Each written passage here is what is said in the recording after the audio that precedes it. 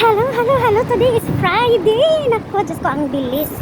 Bukas, Sabado na. Tsaka, sa susunod linggo na, day off na. Kung hindi ako papa-day offin bukas, sa linggo, sure na yan, diba? Sana wala akong pasok, sana wala akong part-time kasi nakakapagod. Alam nyo ba na ako ay galing sa bahay ng auntie ni Amo kasi tayo, guys, magsusundo tayo ng ating alaga. Yung school ng ating alaga ay napakalapit lang sa bahay ng auntie ni Amo at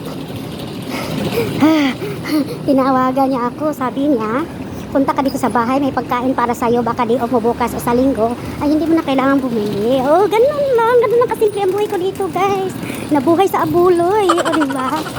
Tawagin na lang natin abuloy yan kasi alam naman natin sa mga inggitera, sa mga tao na inggit sa'yo, ay abuloy ang tawag pag may bibigay, diba? Pag meron kang matatanggap ng mga grasya, ang sabi ng mga inggitera, chismosa ay nakatanggap ng abuloy. O, ganon. Kaya, sabihin na natin abuloy, guys. Pero ipapakita ko sa inyo kasi hindi ko din masyado nakita kung ano itong nilalagay niya sa plastic. Ayan, 45 lalabas na yung aking alaga, pero 20 po, parang 35 na ata, 10 minutes na lang. Lalabas na siya. At maglalakad pa tayo hanggang doon sa school niya. So, tingnan natin muna, guys, kung anong binibigay niya. Kasi ako din parang excited din ako makita. Diyos ko. Ayan, madala tayong payong kasi may ulan. Yung bata talaga. Ay, naku, ang sarap. Tirin! O, diba, ang bag na ito, guys, ay laging nasa aking bag. Kasi, alam mo na, pag may mga grasya, meron tayong mapaglagyan. So, ang bigay pala niya is ito. O, diba, ang gandang gwapang-gwapa ng saging. Mas magwapa pa sa akin.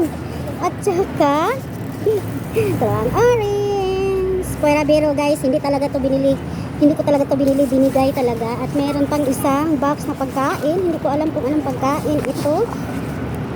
Uy! Para siyang, ano ba yun? Parang Balenciana. Parang Balenciana sa Pilipinas. Dito, sticky rice. Para bang fried rice, pero malagkit. O, diba?